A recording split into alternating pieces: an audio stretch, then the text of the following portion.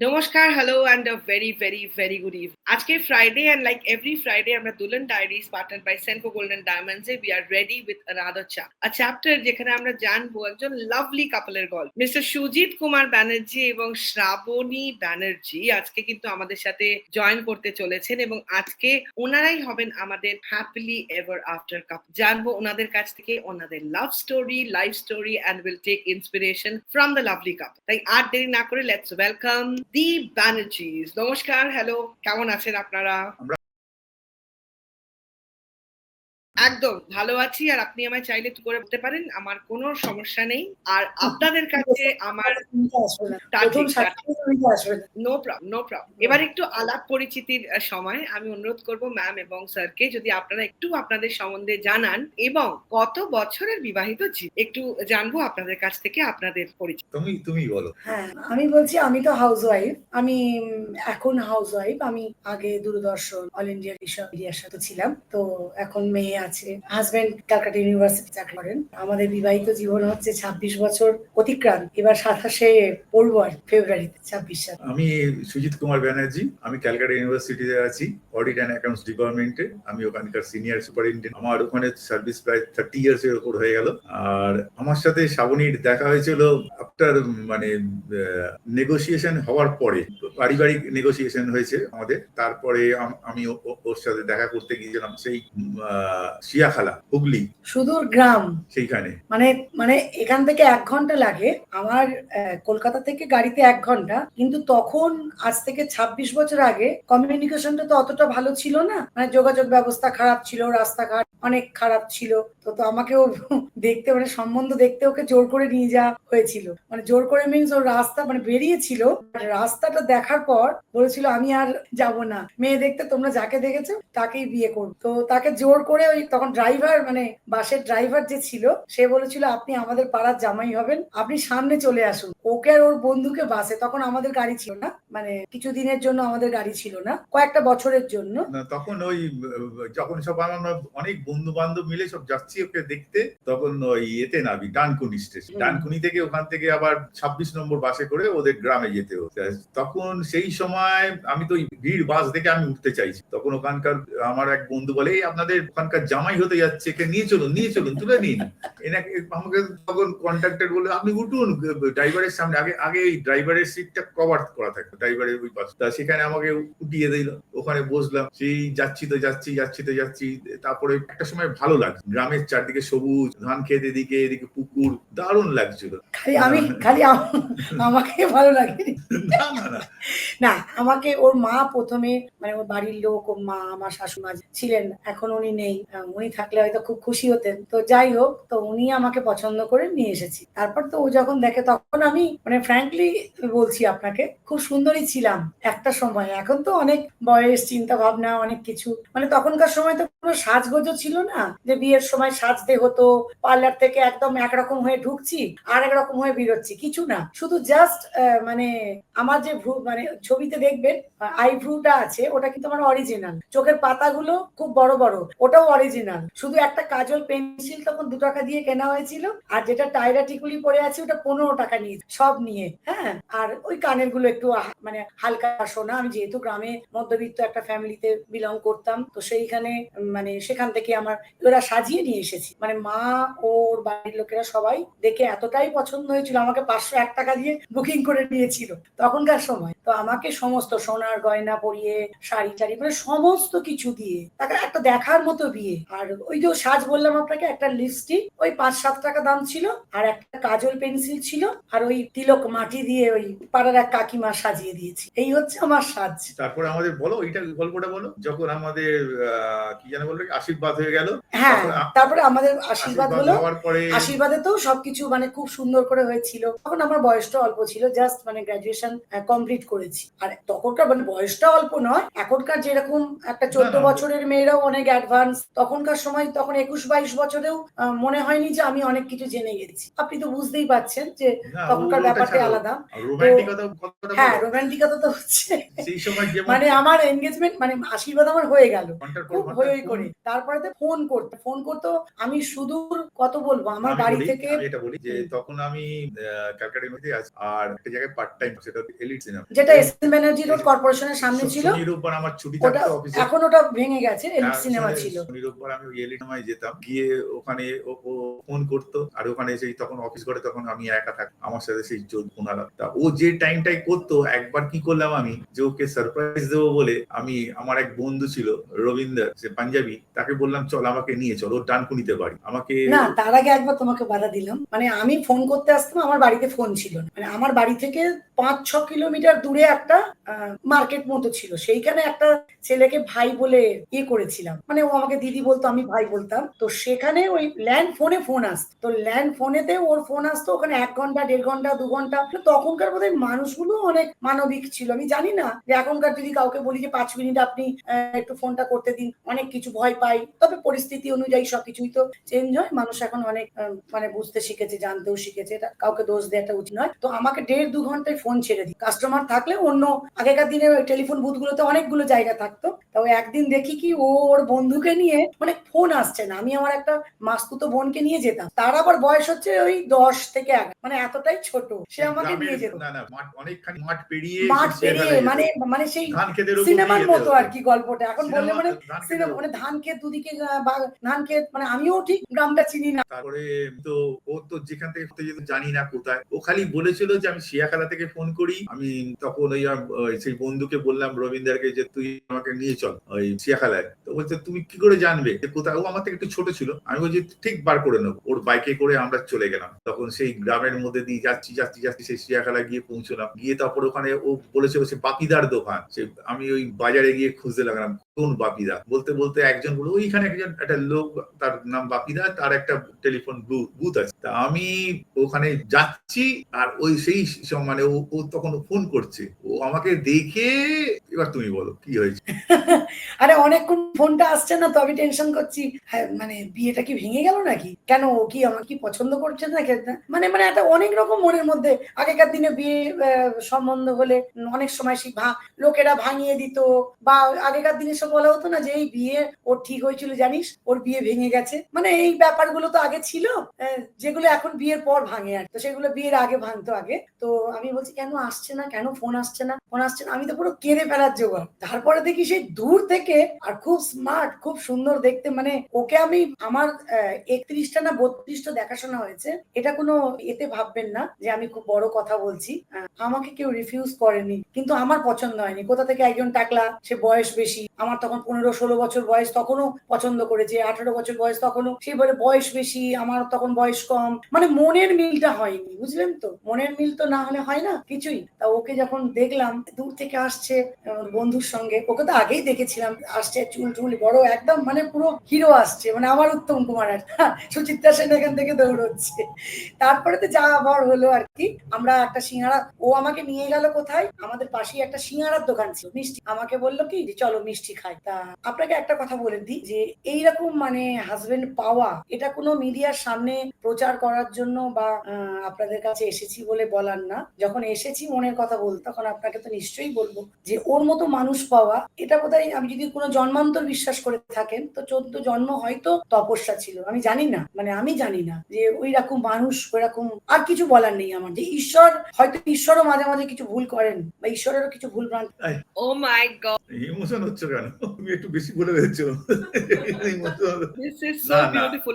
একটু ইন্টারনেটটা মাঝে মাঝে ঝাপসা হয়ে যাচ্ছে, মানে আমার মনে হয় মানে একটু হয়তো সমস্যা হচ্ছে, বাট আপনার মনের কথা বলতে গিয়ে চোখে জল চলে আসা, এটাই প্রমাণ করে ভালোবাসা কতটা পিওর, একদম 24 ক্যারেট সোনার মতো খান, ফ্রম সেনকো গোল্ডেন ডায়মন্ডস।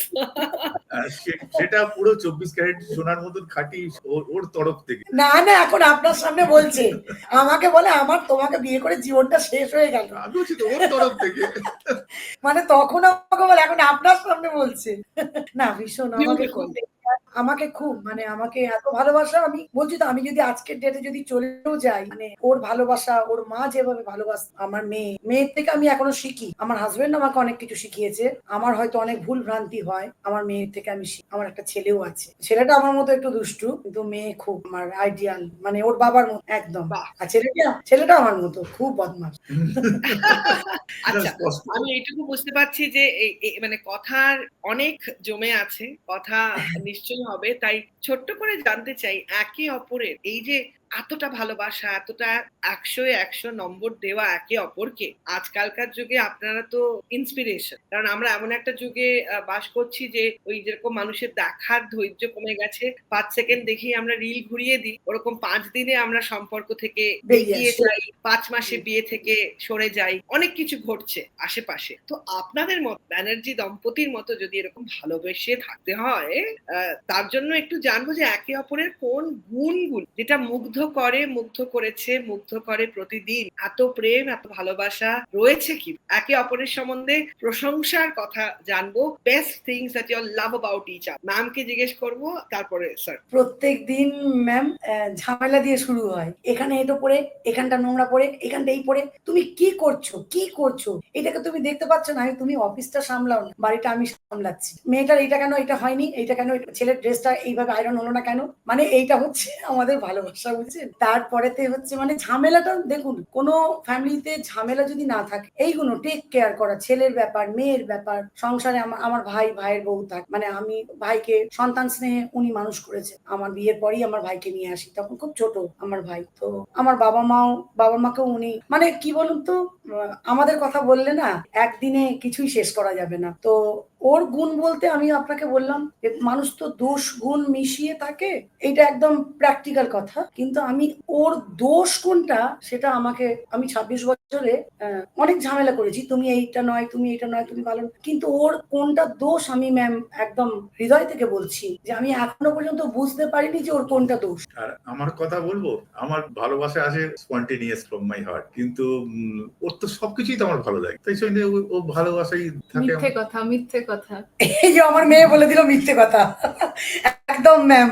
কারণ মানে অত খুবই মানে আমি বলছি তো আমার বিয়ের পর থেকে আমার মানে প্রত্যেক বছর অপারেশন হয়, আমি খুব অসুস্থ হই। না, আমি এখানে একদম ক্যামিও করছি। হাই হাই প্লিজ সিসিলিয়া বলো। হ্যালো। হ্যাঁ। এটা অনেকটা ওপর থেকে শুরু বলা হলো, হ্যাঁ, কারণ এদের ভালোবাসাটা হচ্ছে সকাল থেকে আর্গুমেন্ট থেকে শুরু হয়। এদের আর্গুমেন্ট ছাড়া এদের ভালোবাসা নেই। এদের ভালোবাসা মানে ওই মা মাঝে মাঝে বলে যে ওই যে কি বলে তুমি, যে আমে দুধে মিশে যায় আর আটি পরে গড়াগড়ি খায়, ওই আটিটা আমি। হ্যাঁ, তো মানে আর্গুমেন্টের সময় মেয়ে এসে হয়তো আমি কাউকে কিছু একটা বাবাকে বলবে না, বাবাকে বললো বাবা তুমি এটা তো মাকে না, হ্যাঁ এটা তো তোমার ঠিক না, আমি বলছি তারপর উল্টে আমি ঝাড়টা আমি খেয়ে বলি গেলাম। তুই এখান থেকে এই যা, যেমন তোকে আমি কে এক্ষুনি বলতে বলছে? গেলাম, বাবা তো ঠিকঠাক ঝাড়টা আমিই খাচ্ছি, কিন্তু বাবা ঠিকঠাকই বলছে, তারপরে বাবা ঠিকঠাক বলে না, মা ঠিকঠাক বলে, ড্যাডি বেশি ইমোশন। উনি আমার মা মানে কিন্তু ওরকম মা বুদ্ধি ধরুন দিয়ে আমি কাজ বলছি করে। ম্যাম, মানে কেউ ওকে খুব হার্ট করছে, কেউ ওকে খুব সর্বনাশ করছে, মানে ওকে যদি কেউ বিষ মিশিয়ে গ্লাসে দিয়ে দুধ দিয়ে বলে যে তুমি খেয়ে নাও, সেটাই ও মানে জেনে হোক না জেনে হোক খেয়ে। কিন্তু আমাকে যখন দেবে আমি কিন্তু ম্যাম খাবো না, কারণ আমি মানুষটাকে চিনি যে এই মানুষটা ঠিক না। এবার ওকে যদি বলি তুমি এই মানুষটা কেন, তুমি কেন ওর উপকার করতে যাচ্ছ, তুমি কেন না, আমি যেরকম সেরকমই দেবো, আমি চেঞ্জ, আমি তো জানি শ্রাবণী ও ওই রকম, কিন্তু কি করব বলো, মানুষ আমার এই ব্যাপারে। আমরা একটা ছোট্ট কুইজ করে নিই, কারণ আমাদের অনুষ্ঠানের নিয়ম হচ্ছে যে যারা আমাদের সাথে থাকে আমরা চেষ্টা করি যাতে তারা কিছু প্রাইজ পায়, এবং মন দিয়ে তারা আমাদের কথা শুনছে কিনা সেটাও তো জানতে হবে। তো অনেক কথা হলো, #DD that's Dulhan diaries, #SS ও শ্রাবণী এন্ড সুজিত, এই দুটো হ্যাশট্যাগ কম্পালসারি। প্রশ্ন হচ্ছে, শাশুড়ি মা যখন বউকে দেখতে গেলেন কত টাকা দিয়ে আশীর্বাদ করলেন? অলরেডি কিন্তু শ্রাবণীদি বলে দিয়েছেন, যখন ওনার শাশুড়ি গেছিলেন ওনাকে দেখে দেখাতে পছন্দ, একটা টাকার অঙ্ক হাতে দিয়ে কি উনি বললেন বুক করলেন আমাকে প্রবধূ হিসেবে। তো সেই অ্যামাউন্টটা কত টাকা ছিল? #DD #SS কিন্তু লিখতে হবে কমেন্ট সেকশনে। এবং এবার পরবর্তী প্রশ্নে ফিরে যাই, কারণ আমি বুঝতে পারছি যে প্রশ্ন অনেক জমে যাচ্ছে, তাই একটা এপিসোডে হবে না, কিছু প্রশ্ন করে ফেলি। তো একে অপরের দোষ গুণ মিলিয়েই তো সম্পর্ক। এবার সিসিলিয়ার সাথে একটু কথা হলো, এবার এই যে দুজনের মধ্যে যখন মনোমালিন্য বা অশান্তি বা বিমত হয়েছে কোনো ব্যাপার, ব্যাপারে এই এতগুলো বছরের জীবনে কিভাবে সেগুলোকে সামলেছে, কিভাবে সেই মেঘ আরো জমতে দেননি। আপনাদের গল্প অবশ্যই শুনবো, কিন্তু আপনাদের কাছ থেকে টিপস চাই। যারা বিয়ে করবে বা করে ফেলেছে, অশান্তি হচ্ছে, তারা যদি আপনাদের গল্প শুনে আপনাদের মতো একটু প্রেমে থাকতে পারে, এটাই হচ্ছে এই প্রোগ্রামের উদ্দেশ্য। তাই প্লিজ কিছু সাজেশনস দেবেন। ঝগড়া হলে আপনারা কি করেন, আর কিভাবে এভাবে ভালোবেসে প্রেম কাহিনীটাকে এগোনো যায়? ঝগড়া হলে প্রথমে খুব ভালো করে ঝগড়া করে নেওয়া উচিত, তারপরে দুজনে আলাদা আলাদা ঘরে যাও, দুজনে তার ভালো দিকটা দেখো, চিন্তা করো সে কি করেছে তোমার জন্য, সে কিরকম ভালোবাসে তোমাকে। তারপরে আমি আমি শ্রাবণীর প্রতি যদি কখনো মানে বেশি করে থাকি, কোনো সময়ের জন্য ঝগড়াঝাঁটি অশান্তি বেশি করেছি, আমি গিয়ে শ্রাবণীকে জড়িয়ে ধরি, বলে তুমি ছেড়ে দাও, আর যা হয়েছে হয়েছে, আমার ভুল। আবার আবার সেকেন্ড টাইম যখন এরকমই কিছু হয়, শ্রাবণীও আমাকে এসে জড়িয়ে ধরে, বলে আমার ভুল হয়ে গেছে, তুমি ছাড়ো। আসলে শ্রাবণী এত কনসাস আমার ব্যাপারে, এত কনসাস কি বলবো, ওই একটুখানি এদিক ওদিক হলে আমাকে বলে তুমি এই এই এই বাস, তখন আমি আউটবাস্ট হয়ে যাই, তখন ঝামেলা আরম্ভ হয়ে যায়। মানে আমি বলছি ম্যাম, যেটা হচ্ছে যে ও যেটা বললো সেটা তো ঠিক আছে, কিন্তু ম্যাক্সিমাম টাইম ধরুন আমি অন্যায় করিনি, তারপরেও ও আমাকে দোষারোপ করছে, তখন আমার একটু রাগ হলো, আর আমি খুব মানে একটুতেই কেঁদে ফেলি। হ্যাঁ, কান্নাটা মানে কেন জানি না কেঁদে ফেলি, মানে আদর খেলে আবার চুপ করে যায়। তখন ও কি করে, ও আমাকে একটা কথা বলে যে কাউকে যদি তুমি জড়িয়ে ধরো না, হাক করো না, সবকিছু মনের গ্লানি, মনের কষ্ট, এই যেটা বললো যে রিয়েলাইজ করতে হবে তুমি আমার জন্য কি করেছো। দেখুন এইগুলো না কাউকে বোঝানো যায় না, ম্যান টু ম্যান ভ্যারি করে, তো কার মনে কত রকম মানুষের সমস্যা। আজকালকার বিয়েগুলো টেকে না কেন, নানান সমস্যা, নানান সমস্যা। একটা খেতে যাবে সেখানেও একটা সমস্যা, একটা সংসার করবে সেখানেও একটা সমস্যা, এ কেন ওই কেন, একটা মানে ইট ইজ এ ক্রিটিক্যাল ব্যাপার। এই ক্রিটিক্যাল ব্যাপারগুলোর মধ্যে একদম ঢুকলে না নিজের মাথায় খারাপ হয়ে যায়। সেই জন্য আমি একটাই কথা জানি ম্যাম, যে ওর সঙ্গে আমার যখনই ঝামেলা হতো, একটা সময় মানে বিয়ের পর আমাদের প্রচুর মেঘ এসেছে, যেটা আমার আদার শরিক, আমার বাড়ির যে শরিক ছিল তাদের সঙ্গে আমাদের, এবং আমাদের মানে মনে হয়েছিল যে একটা সময় সংসার হবে না, মানে এত বড় ব্যাপার। আমরা দুজনে, ও বলছে আমি ডিভোর্স করবো, আমি বললাম আমিও ডিভোর্স করবো। আমরা দুজনে গেছি ডিভোর্স করতে কোর্টে, ব্যাপারটা বুঝুন, কোর্টে গেছি ডিভোর্স করতে, আমি থামস আপ খাচ্ছি, তারপরে তো দুজনে মিলে আবার ওখান থেকে ট্যাক্সি করে চলে এলাম বাড়ি। অনেক বড় কাহিনী তো, আপনাকে সব বললাম না। চলে এলাম, আমাকে বললো মাথা গরম করো না, চলো বাড়ির লোক ঠিক আছে, মানে আমি ওদেরকে এ করে বুঝিয়ে বলবো। তা জানো তো তুমি এইরকম মানে খারাপ লাগছে বলতে, যে ওরা এখনো পর্যন্ত কিন্তু চেঞ্জ হয়নি। আমি চেয়েছিলাম যে ওদেরকে নিয়েও থাকতে, আর ওরা এখনো পর্যন্ত চেঞ্জ হয়নি, আছে ওরা ওদের মতো আছে, আমরা আমাদের মতো আছি। তো আমার বাড়িতে এসে বললো তুমি যে থামস আপ খেলে আমাকে একটু অফার করলে না। হাউ কিউট, এটা হচ্ছে এইটা যে ডিভোর্স, মানে আবার কার কাছে গেছি, গীতানাথ গাঙ্গুলি নাম করা যিনি। না না, আমরা এই অনুষ্ঠানে সেই শব্দ উচ্চারণ করি না। আমরা চাই দুলন ডায়েরিজ মানে বিয়েগুলো হবে জাঁকজমক করে, যার যেরকম ইচ্ছে সেরকম। অ্যাকচুয়ালি ম্যাম ওটা না, মানে ডিভোর্স করতে গেলে কি লাগে, 6 মাস বাপের বাড়ি থাকতে হয়, একজনকে ছেড়ে থাকতে হয়, তারপর তো উকিলের কাছে যেতে হয়, দুজনে যাচ্ছে উকিলের কাছে, লেখালেখি হয়ে আজকে ডিভোর্স হবে, বাচ্চাদের, বুঝতে পেরেছেন? এই হচ্ছে ব্যাপার, ডিভোর্সের ব্যাপার। তো ওকে ছেড়ে একটা বড় জিনিস, যে 27 বছর প্রায় হতে চলেছে, ওকে ছেড়ে কখনো আমি একটা রাত্রি, ও আমাকে আর ওনাকে ছেড়ে কখনো আর থামস আপ খান না, না থামস আপ উনি এখনো খান না, আমি একাই খাই, ডক্টর বারণ করছেন তাও খেয়ে যায়। তো এই হচ্ছে ব্যাপার। তো এইরকম আমাদের মানে এইরকম ঝামেলা, এক বেলার ঝামেলা, 1 ঘন্টার। এখনকার সংসারগুলো টেকে না কেন, কন্টিনিউয়াস চালাতে থাক, আমি তোমার থেকে কম না, ইগো প্রবলেম।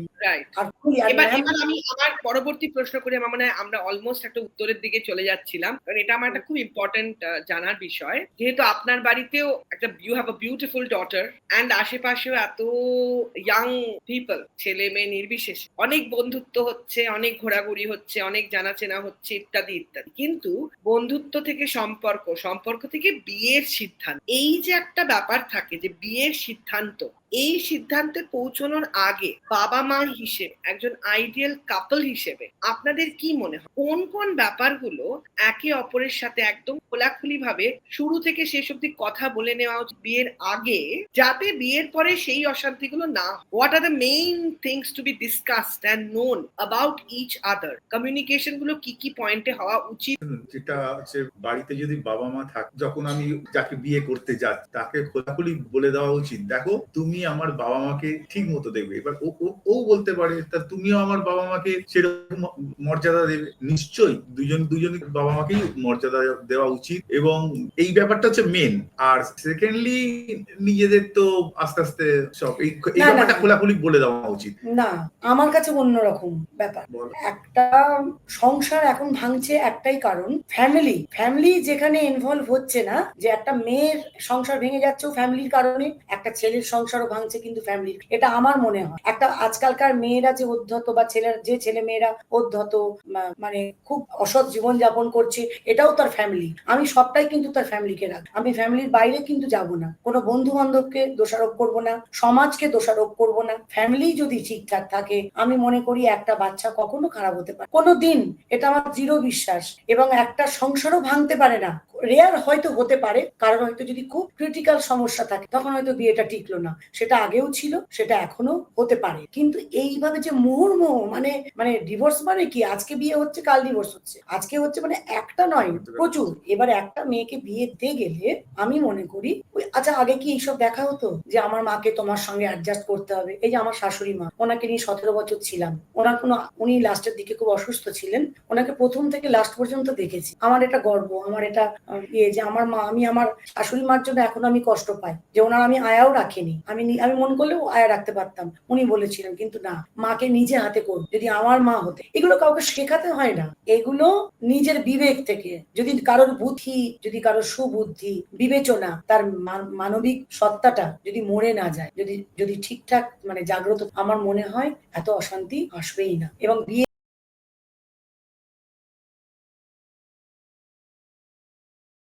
কোনো মানে জেনেটিক কোনো বড় রোগ কিছু আছে কিনা, বা ব্লাড গ্রুপ যেটা দেখা হয় সায়েন্টিফিক যেগুলো, সেইটুকু দেখা, এর বেশি কিছু। আগেকার দিনে তো এইসব দেখা হতো না। একটা পরিবারের সঙ্গে একটা পরিবারের বিয়ে, এখন তো সংসার ভাঙবে। আমার মেয়ে যদি কোনোদিন বিয়ে দিই, আমার মেয়েকে আমি কিছু দেখবো না, আমি কিছুই দেখবো না, আমি শুধু ছেলেটিকে দেখবো, তার ফ্যামিলিটাকে দেখবো, বাস। ঠিক আছে, আমি একদিন কথা বললেই বুঝতে পারবো, ঠিক আছে, আমার তো আর কিছু দেখার প্রয়োজন নেই। আমি যত গভীরে ঢুকবো তত অনেক কিছু, আরো সমস্যা সেখান থেকে আসবে, এখান থেকে কেন সমস্যা ক্রিয়েট করবো, কেন সমস্যা এলে সেটাকে সলভ করবো, এত কিছু তো দেখার প্রয়োজনই নেই আমার কাছে। এইটাই এখানে আমারও কিছু বক্তব্য আছে, যেহেতু এটা আমাদের জেনারেশনের বিয়েকে নিয়ে কথা হচ্ছে। এখানে যেমন মা বললো যে দুটোই ফ্যামিলিকে ইনভলভ হতে হয়, দুটোই ফ্যামিলিকে প্রপারলি দেখে শুনে এগুলোকে করতে হয়। তেমনি আমার মা শুধু যে আমার ঠাকুমাকে সারা জীবন ভালো করে দেখেছে শুধু তাই নয়, আমার বাবাও কিন্তু আমার দিদা এবং দাদু আমাদের সবাইকে একটা ইউনিট করে, মানে এইটা আমাদের পুরোপুরি, আমি যেই ফ্যামিলিতে বড় হয়েছি ওইটা কিন্তু পুরোটা একটা জয়েন্ট ফ্যামিলির থেকে কোনো কিছু কম নয়। আমার মামা, আমার মামি, আমার বোন, আমার ভাই, মা, বাবা, দিদা, দাদু, ঠাকুমা সবাইকে নিয়ে একসঙ্গে আমরা যখন একটা ইউনিট করে থাকি, কারণ এইভাবেই তো একটা গোটা সোসাইটি, গোটা সমাজ এমনি করেই তো তৈরি হয়। তো ওই সমাজের একদম বেসিক স্ট্রাকচারটা, ইউনিটটাই কিন্তু ফ্যামিলি তৈরি করে। এবার ফ্যামিলির মধ্যে আমাদের সমাজে যেমন অনেক কিছু, আমাদের ফ্যামিলি কিন্তু আমাদের চয়েস নয়, এটা আমাদেরকে দেওয়া হয়। অনেক জনের বাই চয়েস অনেক ফ্যামিলি, এবার বাই চয়েস ফ্যামিলিটা সেটা as an individual differ, man to man vary. এবার যেমন ওই বলে যে the apple does not fall far from the tree, তো ওই আমি চাইলেও বেশি ডিফারেন্ট হতে পারবো না এদের দুজনের। তো এটাই আমার বলার, অ্যাড করার। লাভলি, আপনারা একটা খুব ইম্পর্টেন্ট কথা বললেন, that marriages are of two families, and Cecilia also in her mid-20s ও ভীষণ সুন্দরভাবে এক্সপ্রেস করলো। একটা ছোট্ট ভিডিও দেখাচ্ছে, তারপরে আমাদের গল্প কন্টিনিউ হচ্ছে। Family the wedding, and it's Senko the wedding. Cha the wedding. Chachi the wedding. And I Bhabhi the wedding. Munde the wedding. क्योंकि इसी को कहते हैं Family the wedding. And it's Senko the wedding. Come on yo, India di shadi. Style bhai di shadi. Chotu munna di shadi. Nana di shadi.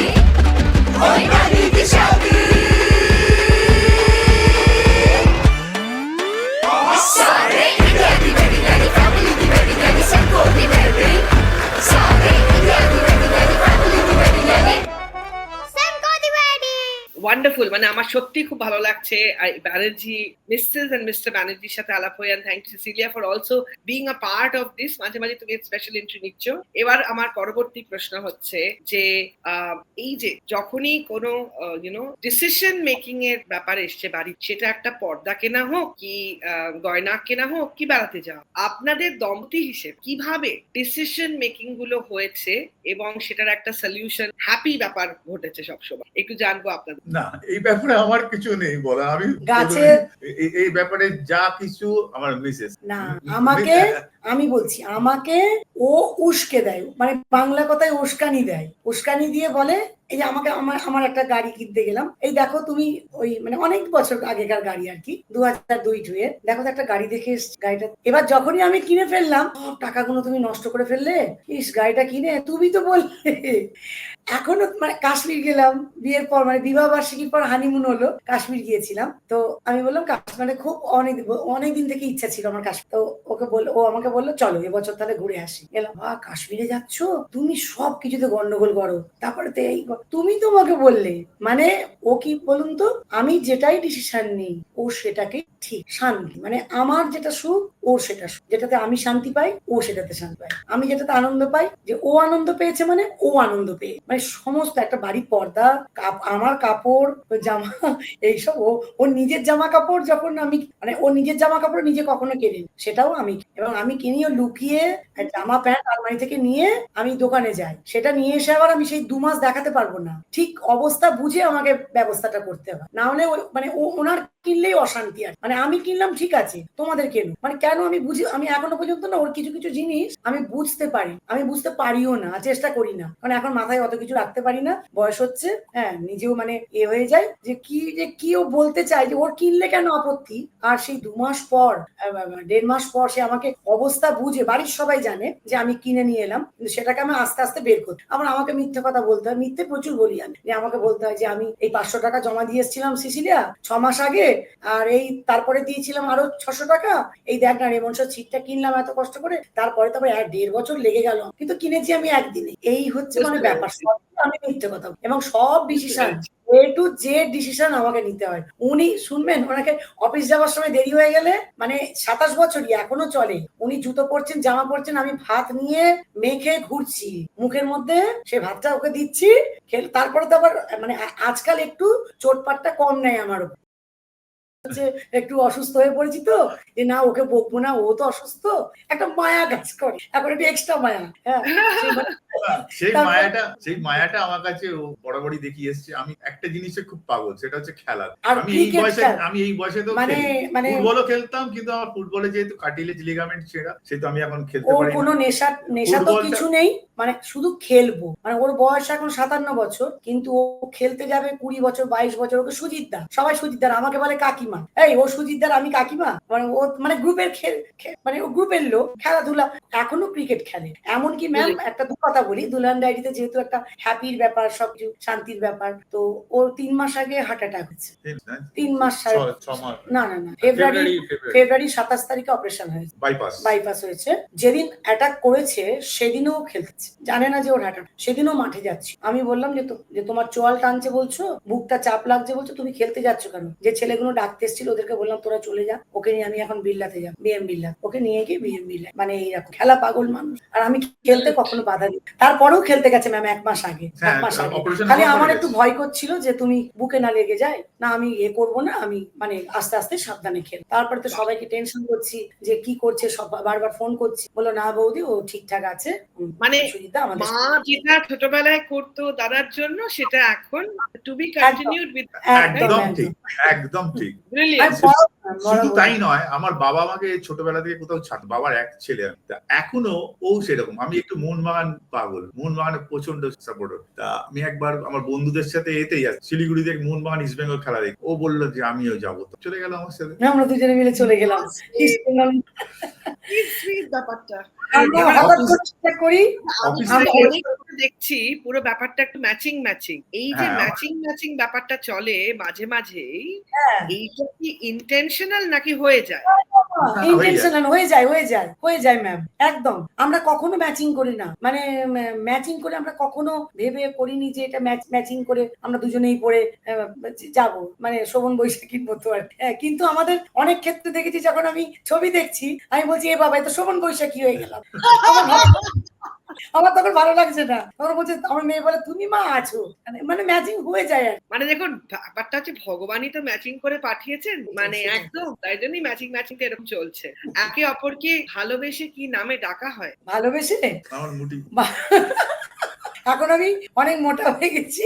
আমার এক ভাইয়ের মেয়ে আছে, সে হচ্ছে ওর সুন্দরী বউ, মানে তাকে বিয়ে করেছে ও, সে ওর বউ আর আমি হচ্ছে মুটি বউ। ওকে শিখিয়েছে বলবি মুটি বউ, মানে আমাকে আমার ভাইজি ডাকে মুটি বউ, আর তুমি মুটি বউকে ভালোবাসবে না, আমার সঙ্গেই থাক। মানে ওদের একটা আলাদা কেমিস্ট্রি আছে। বাচ্চাটাকে যদি নিয়ে আসতে পারতাম একটু দেখাতাম। এই যে বাচ্চাটা ছবি দেখতে পাচ্ছেন হয়তো স্ক্রিনে, হ্যাঁ ওই বাচ্চাটা ওর সুন্দরী বউ। অ্যাকচুয়ালি ওর পিসি মশাই, কিন্তু ওর হচ্ছে মানে আমাকে ভালোবাসতে চলবে, ওকেই সবচেয়ে এখন আজকাল আমাকে ভুলে গিয়ে ওকেই বেশি, ওকে নিয়ে সারাদিন থাক, সারাদিন রাত্রি 2টো অবধি আমাদের ঘরে। বাহ, দারুণ। মানে একটা সুতোই বাঁধা, একটা আর সুতোই বাঁধা। দাদাকে কি বলে ডাকে না ভালোবেসে? আমি সুজিত, ওই বিয়ের পর থেকেই সুজিত, মানে আমাকে প্রথম বাবু বাবু বাবু বাবু বলে, এই আমাকে তুমি বাবু বাবু বলো না তো। ওর একটা মানে বন্ধু আছে, বলে যে সেও বাবু বলে, সব বাবু বলো না সবসময় বলে না, যখন ধরো একটুখানি মেজাজটা খারাপ হয়ে আছে, আরে বাবু বাবু বলবে না তো, একদম বাবু বলবে, ঠিক আছে? বাবুটা হচ্ছে ওই বেবির বাংলা ভার্সন, হ্যাঁ। ইংরেজিতে বেবি, ওটাই বাংলাতে বাবু। একদম একদম। আমার ছেলেকেও বাবু বলি, ওকেও বাবু বলি, মানে সব, মানে কাকে বাবু বলছে, মেয়েকেও বাবু বলছি, মানে এইরকম আর কি। Very nice. এবার একটু বেড়ানোর কথা, কারণ আমার মনে হয় আপনাদের ছবি দেখে যেটা আমি বুঝতে পারছি, আপনারা সুযোগ পেলেই টুক করে একটু বেরিয়ে পড়েন, নিশ্চয়ই একদম। পরিবারের সাথে বা একা একা অনেক বেড়ানোর মুহূর্ত আমি দেখতে পাচ্ছি আমাদের কাছে রয়েছে। আমার প্রশ্ন হচ্ছে, প্রথম বেড়ানো যেটাকে আমরা হানিমুন বলি, সেটা কোথায় হয়েছিল? আর এই যে ফ্যামিলি হলিডেজ একটি পরিবারের মেন্টাল হেলথ বা সব আনন্দের জন্য কতটা ইম্পর্টেন্ট বলে আপনাদের? বিয়ের পরে আমার প্রথম হানিমুন হয়েছিল এভিনিউ নার্সিং। এটা সত্যি মানে হয়েছিল, আমাদের অ্যাকচুয়ালি আমার বিয়ের পরেই ওই একটা গলব্লাডার স্টোন, মানে বড় করে, তখনকার দিনে তো মাইক্রো হতো না, তো আমার পুরো মানে খুব ক্রিটিক্যাল একটা 3 ঘন্টার অপারেশন হয়েছে, বাইল ডাক্ট মানে অন্যরকম ভাবে ইয়ে করে খুব বড় সার্জারি হয়েছে 1.5 মাসের মধ্যে।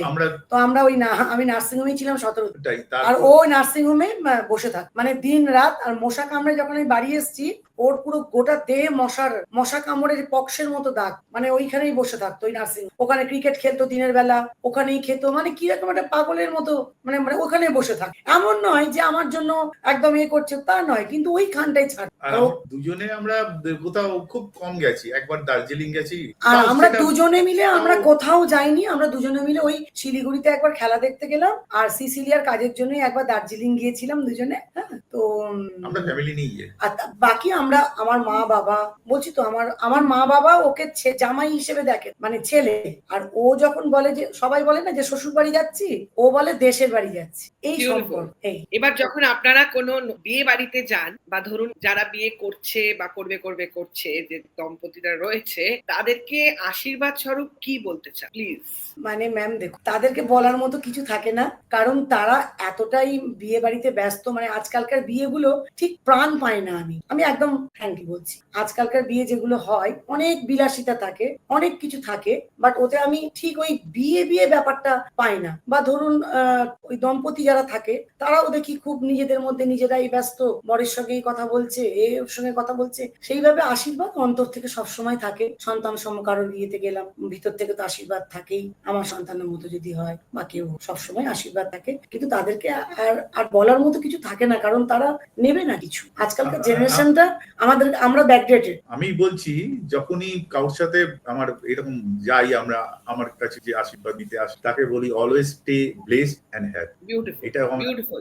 আমি ধন্যবাদ জানাই মন থেকে সিসিলিয়াকে এবং অনামিকাকে, যাদের জন্যই কিন্তু আজকে আপনাদের মতো একজন পারফেক্ট ফরএভার ইন লাভ দম্পতির সাথে আমাদের আলাপ। আপনাদের কেমন লাগলো দুলহান ডায়েরিজে আপনাদের চ্যাপ্টারটা? খুব ছোট করে শোনাই হলো, কারণ আমি জানি অনেক গল্প রয়ে গেছে বাকি।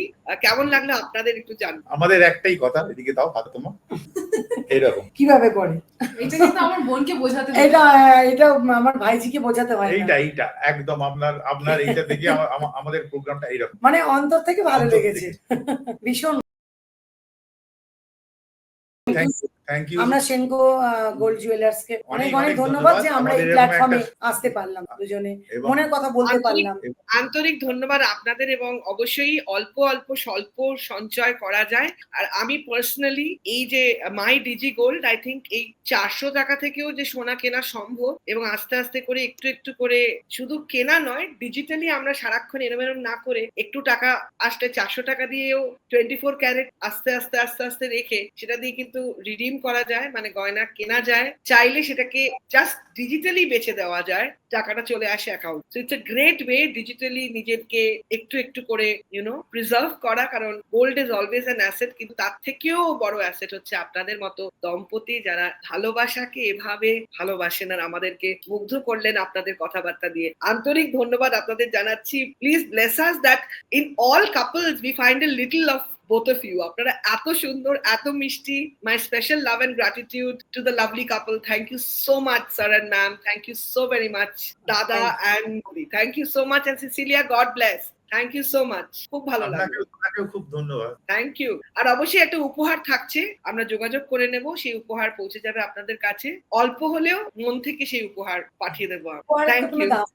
Thank you sir, thank you ma'am, bye bye, good night, thank you. আজকে এই কাপলদের কথা শুনে কতটা ভালো লাগলো। ভালোবাসার রং আজকে হচ্ছে শুধুই লাল। Let red be the colour of love. Maximum love কমেন্টে পাঠাও। আমি তো মুগ্ধ হয়ে গেলাম, বুঝলাম অনেকটা সময় থাকলে আরো অনেক গল্প শুনতাম। Thank you. আলাপ তো হলো, এরকমই যেন আমরা একে অপরের সাথে জুড়ে থাকতে পারি, ভালোবেসে থাকতে পারি, এভাবেই ভালোবেসে এগোতে পারি। এন্ড সেই উদ্দেশ্যেই কিন্তু আজকের এপিসোড ছিল আমাদের। এন্ড উইথ দিস আজকের এপিসোড করছি শেষ, উইথ আ প্রমিস যে অবশ্যই চলে আসবো with another chapter on Dulan Diaries, partnered by Senco Gold and Diamonds. Thank you very much, all of you. Take care. Tata.